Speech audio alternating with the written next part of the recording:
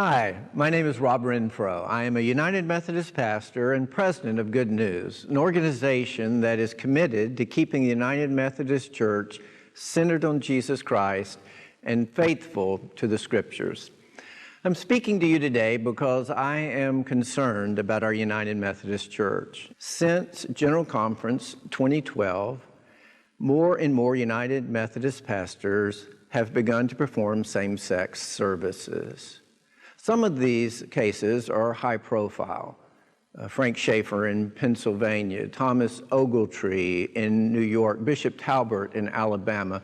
But, and it may be surprising to you, over the past 2 years, there have been literally scores of gay marriages performed by United Methodist pastors.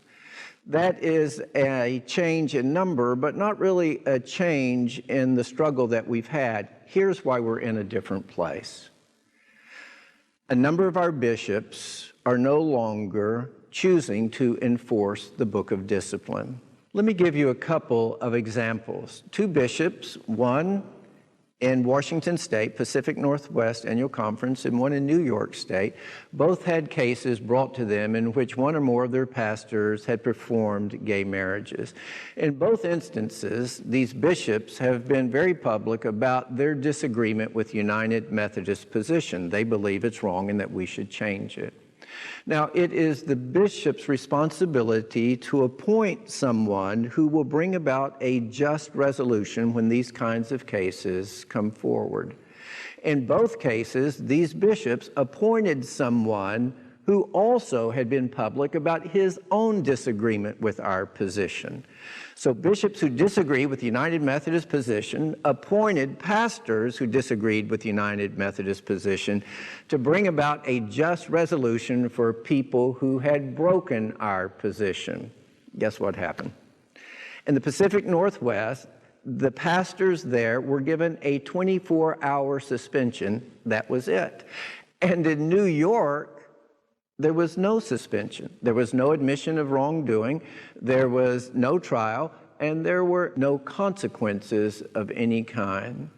In both cases, there was a complete mockery of 40 years of conversation, holy conferencing, prayer, and good faith, which arrived at our democratically and I believe God-inspired statement regarding sexuality. Now, since that time, other bishops have come out stating that they will use their influence so that there will be no future trials in their annual conferences should one of their pastors perform a marriage ceremony for a gay couple. So here's where we are now. We're now a church which, in effect, has 2 very different positions. Some of us are in annual conferences where we know we're expected to follow the discipline and there will be consequences if we don't. But other United Methodist pastors are in annual conferences where their bishop has signaled to them that they may go ahead with same-sex marriages with his or her blessing. So you must wonder, where do we go from here? Are we really 2 churches pretending to be one? Or are we one church that just simply cannot find a way to live together? There's really 3 scenarios that can occur. One is God in His grace can sovereignly move by the Holy Spirit to bring us back to the Scriptures and to a faithful following of what God has revealed. This is the outcome that we all pray for. There's a second scenario, and that is that we continue down the road we are on.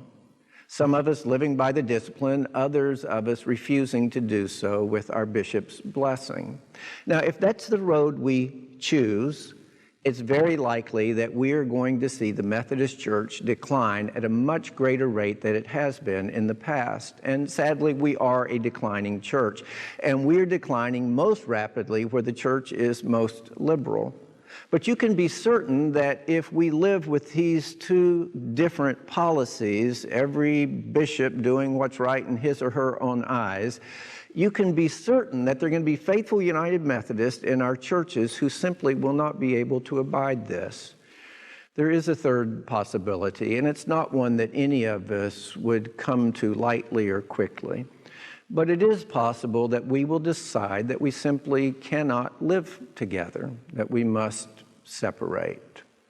Frankly, I've heard more talk about separation in the past 3 months than I have in the past 30 years. I was recently on a phone call with 60 leading pastors, United Methodist pastors from across the country, and the sentiment was, we simply cannot live this way. It will destroy our churches, and we are unwilling to walk that road that leads to the destruction of churches that we love and that we have built. Now, most of the mainline churches have separated or are in the process of separating over this very issue. And I will tell you that none of the mainline denominations has done this well. In every case, it's been hurtful, it's been ugly, and it has not been a good reflection on the gospel of Jesus Christ. Still, people are saying this may be the road that we will need to walk down. If we do, I would hope that we could do so in a way that does honor Christ, in a way that doesn't have to have winners or losers, in a way that neither side has to prove that it's right, and neither side is intent on getting everything that it deserves, but where we can simply decide that we have very different visions for the church and of God's will, and we are willing to let each other be free to pursue what we believe that God would have us do. Which of those three scenarios will occur? I don't know. I'm praying for the first one. But I am certain that the second one is not a good one. It will lead to this wonderful gift of Wesleyan Methodism losing its power, losing its strength, and ultimately losing its influence in our society. Now, let me close by telling you this. You can be certain that persons who want to change the church's position, many of them anyhow, will say that those of us who are talking about the reality of where we are somehow disrupting the unity of the church. Friends, it's those who are breaking covenant with the Book of Discipline and with the United Methodist Church who are disrupting the unity of the church. You do not disrupt unity when you point out that there is a problem, a severe and deep division. You are simply naming reality, putting it out there so people can address it and come up with the best possible solution. It is not disrupting unity to say that there is no unity. And when you call for more conversation so that we might be unified, when you're breaking our unity, that's less than honest.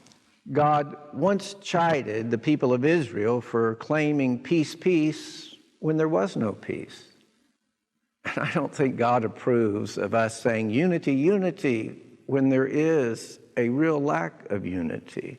I think he appreciates honesty, serious thought, and deep prayer as we try to work together to create the best possible future for a people called Methodist.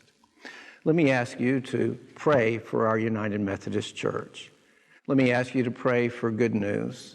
Let me ask you to pray for the witness of the gospel, that even in these difficult and divided times, it might go forward, and the good work of Jesus Christ in the lives of the last, the least, and the lost would continue in our local churches.